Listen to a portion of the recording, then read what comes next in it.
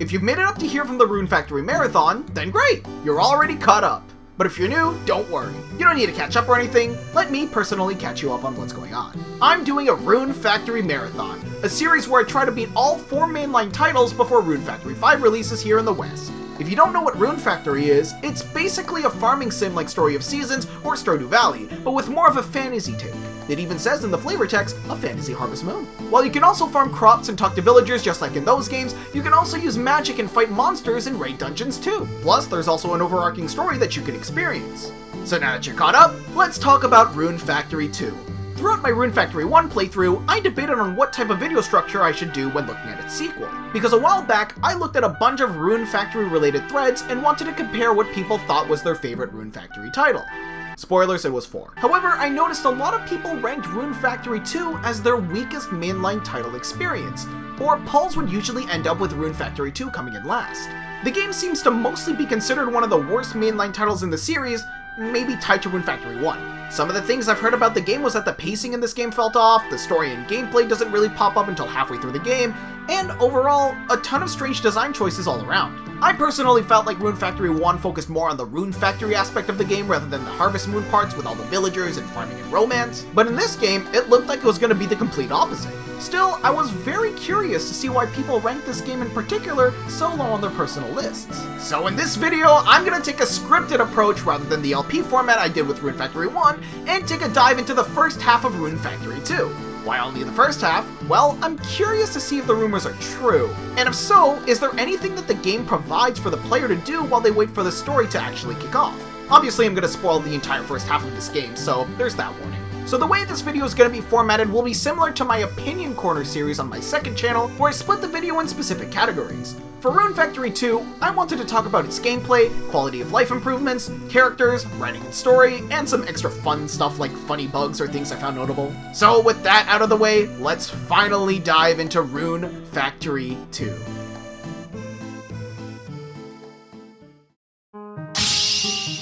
Going into this game after Rune Factory 1, I immediately noticed some changes within the gameplay. Some of the changes I actually liked a lot, and some of them were a bit confusing. For starters, one of my biggest issues with 1 was that the short sword outclassed every other weapon in the game. The short sword was fast, dealt a lot of damage, and was harder for enemies to punish due to its low end lag, which is really important considering how a lot of the bosses were designed.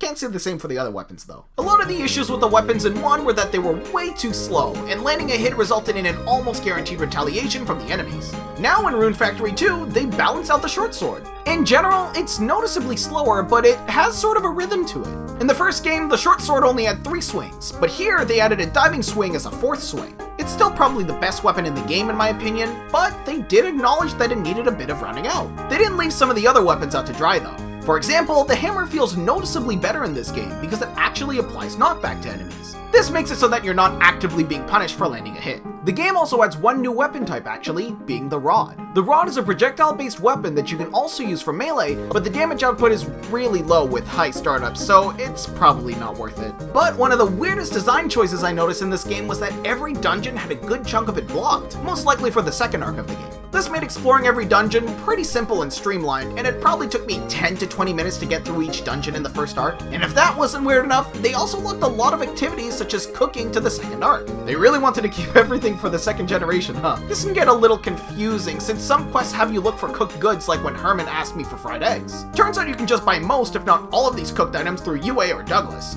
So a good portion of these quests don't actually require you to cook it. Though admittedly, this does make quests easier and quicker to complete, so depending on how you look at it, it has its pros and cons. So if most of the bosses and dungeons are locked to the second half of the game, what is there to do exactly until you get there?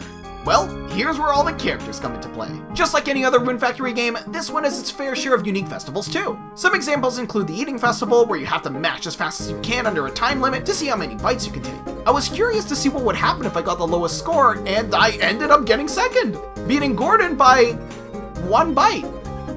Out of 1. There's also the Adventuring Festival, which has you search for a hidden item as fast as possible, and there are also character interaction festivals like the Cherry Blossom Dates and the Dance Festival. These ones especially were pretty funny to me, because if you ask too many bachelorettes, they can actually get mad with you. I got caught! I got caught!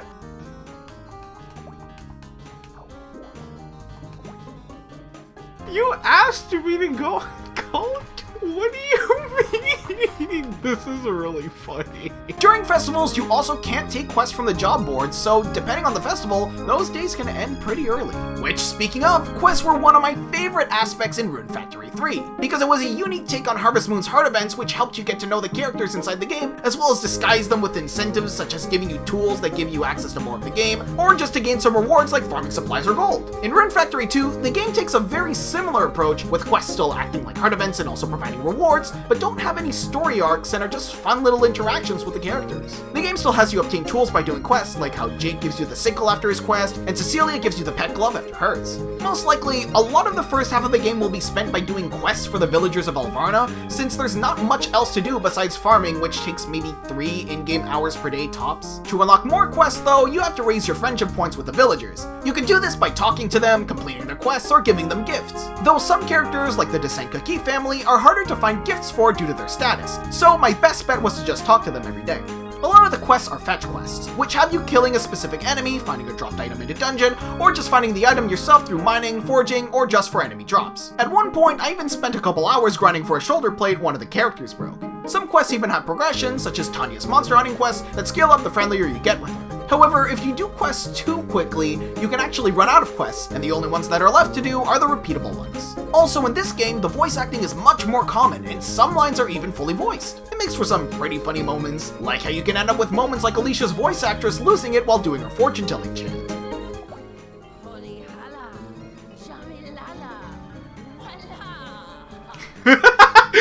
You can hear the voice actress laugh a bit while she recites that. Some other things that I noticed is that I felt combat overall felt worse in this game compared to 1. They nerfed recovery potions, which now play an animation of you drinking the potion, which makes it less of a get-out-of-jail-free card like in the first game, and enemies fall out of combos faster than Melee's multi-hit attacks. They also nerfed baths a bit, now costing 100 gold instead of 10. Still very affordable, of course, but they probably realized how broken baths were in the original game and probably wanted to change that.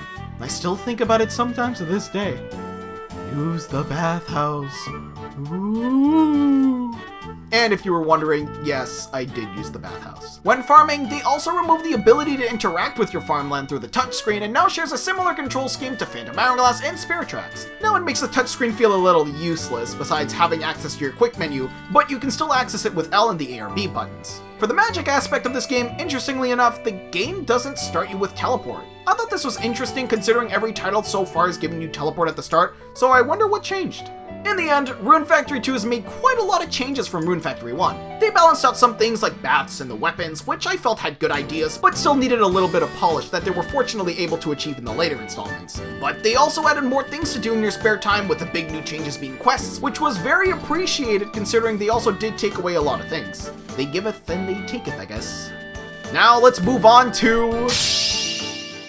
Compared to Rune Factory 1, this game has a ton of really good quality of life improvements. For one, this game is much faster. Stuff like picking up crops, enemy drops, and charging your tools take up much less time. And the tools you get from the start already have max upgrades, so you can already cover 9 tiles at once if you want, instead of having to build your way up like in the other games. I also thought the game did a really good job at integrating the main character into the town, with quests and dialogue such as the patrolling quest to make the place feel much more alive than the town from 1. They also improved the actual pathing of the villagers a bit by making them move around to different spots of the town, which helped make the world feel much more alive. But it's still a little stiff and robotic compared to later entries. Unfortunately, whiffing your watering can still lowers RP, but at least it doesn't waste any watering can uses like in the first game. The watering can also has very low capacity, so it can't cover that many water tiles, which, I mean, is fine if you're starting out. I did not get the memo. Other nice quality of life improvements include the fact that the quick menu actually pauses the game now. Let's go! Though the quick menu input is really tight, so you might accidentally use whatever's in your hand if you're not careful. Crops also feel more worthwhile in this game, because you can make some pretty mad bang from them. But considering how much money you can get by doing quests for the ScraggyKing family, you're probably not going to be farming very often. I realized this by the end of spring and ended up not touching a crop ever since. Well, that is until, well, we can discuss that in the story portion of this video. Skills in Rune Factory 1 didn't feel like they had much of a use, but fortunately they started fixing this starting from Rune Factory 2.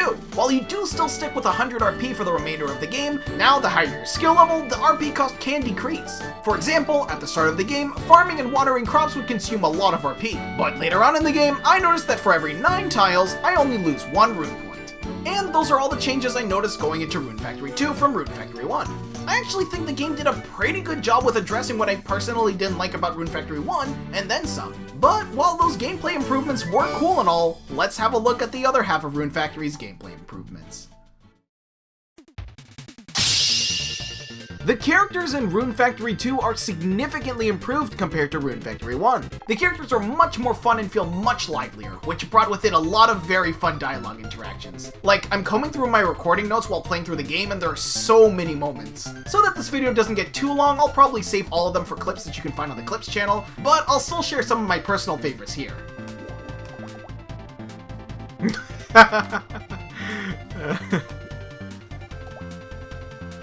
Awesome. I knew you wouldn't let my mom kill me.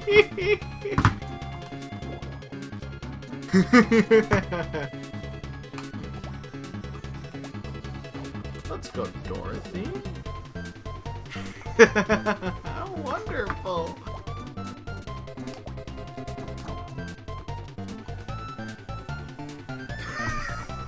What? Okay.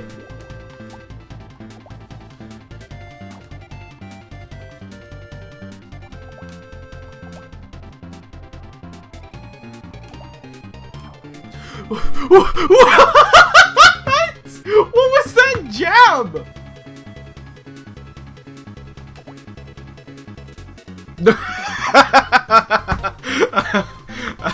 After you reach a certain friendship level with each villagers, they start to follow a cohesive theme with their dialogue. At some points, they'll talk about what gifts they like, and then after a while, they'll start talking about what gifts they don't like.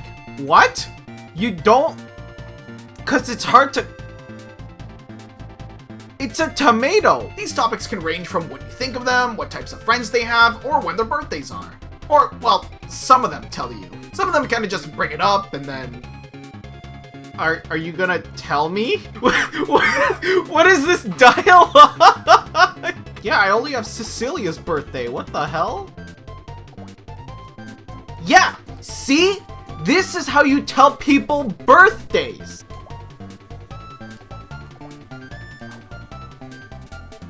What the hell is with people not telling me their birthdays? And of course, Rune Factory 2 is its own roster of bachelorettes. There are 7 bachelorettes to choose from, being Mana, Alicia, a grown-up Cecilia from Rune Factory 1, Julia, Dorothy, Rosalind, and Yue. Each of them have their own heart events through quests that you can experience, and they're all mostly interactions and moments between the player character and the bachelorette. I enjoyed this part of the game a lot, since it gave me something to look forward to every day. You know, because everything else is locked in the second half. Again, I feel quests helped a lot in fleshing out the characters in Rune Factory 2 and making them feel more important and special in comparison to how they handled it in 1. The addition of their heart event quests really helped to get better invested with the characters and to get to know them better, as well as all the other quests from the non-dateable characters, which felt very lively and fun with all the wacky interactions that could occur.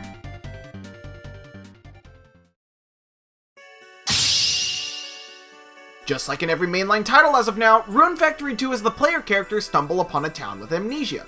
With nowhere to go and nothing to identify himself, he's offered a place to stay. In this game, the character Mana finds you at a cherry blossom tree near town and offers you to stay at their farmhouse.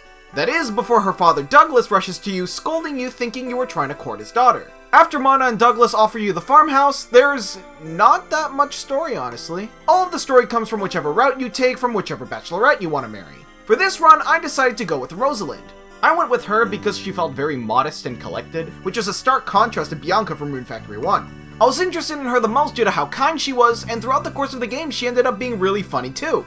So, here's how that went. Her first 2 heart events are simple fetch quests for Lampgrass and an apple. It was pretty simple, all you had to do was look for something in plain sight and then give it to her. For her 3rd heart event, Rosalind asked me to deliver a secret letter to Byron, but she wants me to make sure that nobody will see me doing it.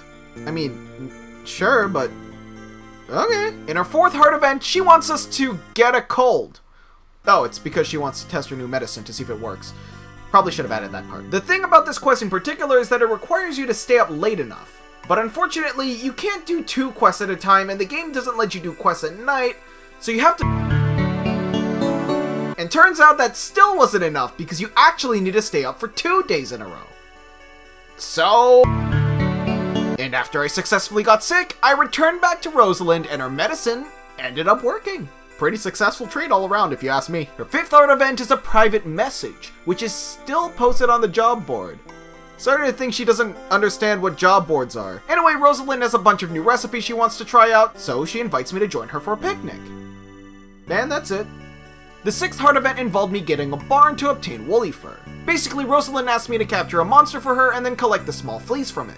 I thought I could cheat by just killing the woolly for the drop, but unfortunately life doesn't work like that because it's a completely different item if you slay one instead. So after I handed over the small fleece, she explains what the whole deal with the secret document was for a while back. We also get a little bit of her lore and the quest ends. The 7th heart event involves Rosalind asking me to tag along with her to let rip a crazy magic spell that she states can potentially be dangerous. Ignoring this warning, I join her in Trieste Forest and she reveals that there was no spell at all and she just wanted to see if I would trust her by doing such a dangerous test. I mean, after the medicine, sure, but I mean, you know, after this, might be a little hard to convince me for things. For the 8th heart event, Rosalind tasks us to gather a rare ingredient for her called the gold cabbage. She hints that Max, her brother, might know where to get one, but only when he's in his room, for some reason. After waiting long enough for Max to return to his room, he just gives me the cabbage for free. Though he does mention something about a long-term investment, but that's probably not important right now. The event ends with her making Rosalind's Descent Cookie coleslaw for me to try. And apparently it tasted really good. Then for the 9th heart event, Rosalind says that Herman is trying to convince her to marry the son of the head of the trading firm who does business with her father. Nah, it's fine, no worries. Julia was my second option anyway. But then she flat out confesses to me by saying that she had eyes for me all along and turned him down. Never mind, Julia. Cancel the plans. However, now Herman wants to test me by seeing if I can get the royal curry for him. A challenge to prove myself for the richest family in Alvarna. Interesting. Surely this task will be so daunting, I'll be spending weeks forming the recipe to obtain the— Thanks, Max. Have a nice day. I give the royal curry to Rosalind, who then passes it on to her father. And fortunately, he seems to like it. And he ends up approving of Rosalind being with me. Nice! And finally, the 10th heart event has me finally take Rosalind out on a date on Blessia Island, now that Herman approves of our relationship. Oh, hello. So, this is awkward. Yeah, I guess there are people here. Might be a little dangerous, but that will let us be sure that nobody will intrude. It's just the two of us. Yup, it sure is the two of us. Things are getting— I should talk to Max. I have to wait until he's in his room again. And finally, the proposal. Scrags hints that he should go meet with Max once again while he's in his room. So, what better to do than go meet with Max when he's in his room? Max explains that Rosalind has this fairy tale idea where a knight in red hair, that's me, would sweep her off her feet with a 100-rose bouquet, which he also just happens to have, but now he decides to charge something for it. Fortunately, he just wants 9 tomatoes in exchange for me having Rosalind's hand in marriage, which I think it's a pretty fair trade. After we obtained the 100 roses, it was finally time to propose to Rosalind. We share a little bit of dialogue and, oh wow, I guess we're really just jumping right into this, huh? We exchange vows, share a couple face plants, and then everyone in the town comes to congratulate us. Well, most of the bachelorettes just congratulated Rosalind. I wonder why. And after that, Rosalind moved into the farmhouse. But that's not where the arc ends, actually. First, we need to fund the school, and to do that, we need a child. Oh my god. Oh. Was that the earthquake? And alas, our son was born. And of course, our child needs a name. However, I accidentally slipped up on the birth certificate and may have permanently added a space to his name, so from now on, he will be known as Roy. Space. After Roy was born, Rosalind brought up plans to fund a school. So I headed to Byron, and while he was unsure at first, I was able to convince him with the amount of money I got from doing quests, and then all the wood he would need to build the school. 10 days later, I step onto the school grounds and— I remember it all now. I finally remember why I came to this town. And I know why I had to build a school here, but I don't have time to explain it to anyone. If Roy can conquer the 4 dungeons, the rest will follow. I'll just have to leave enough clues. I'll have to leave quickly. This is something only I can do. Forgive me, Roy, with a space. Forgive me, Rosalind. Please take good care of Roy with the space, Rosalind. This is for the future of the town. No, for the future of the country. What the hell is going on? Oh no. Take care of your mother. What the hell? What is happening? If you study hard in school, you'll understand it one day. When that day comes, everyone will be counting on you. Are you going somewhere? Yes, I have to leave. And there I go. Oh, that's so... What the... And finally, the second arc begins. Now you get to play as your child character, while his father, the old player character, left to go buy some milk. Will Scrags ever come back from his trip to the grocery store? Will Roy be able to find his father? Find out in the second generation arc of Rune Factory 2. And that's the story thus far. Now, there's one thing I do want to gloss over before the video ends. Interestingly enough, there are quite a few fun little bugs and glitches that I encountered while playing through the game. Some funny ones include Rosalind getting my name wrong, Natalie giving me my recovery potions, but for some reason the game says I obtained a random item, yet still giving me the potion properly. Not sure what that's all about. And during Cammy's shadowboxing training event, sometimes it made it sound like the player was speaking, despite it very likely being Cammy's dialogue. Sometimes oddities would occur, such as events canceling an ongoing quest if you move on to the next day with an unfinished quest, or characters freezing up when going through loading zones. Oh, she just froze there for some reason. Hello? Oh, okay.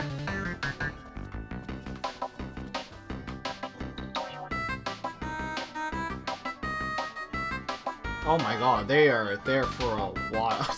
There we go. There were also quite a few text bugs, where I encountered the placeholder quest text instead of what was probably supposed to show up. At one point, I tried talking to Yue and the dialogue box just quit out instantly, and sometimes I even encountered lines of text that flew off the text box.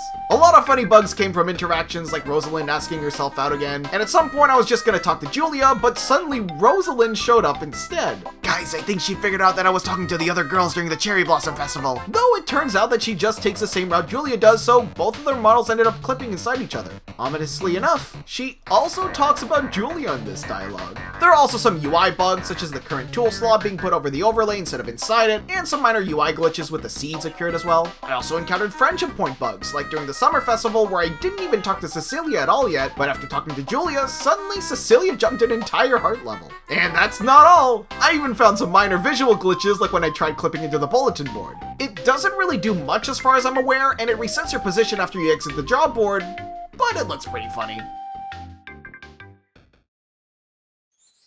And that was my experience with Rune Factory 2.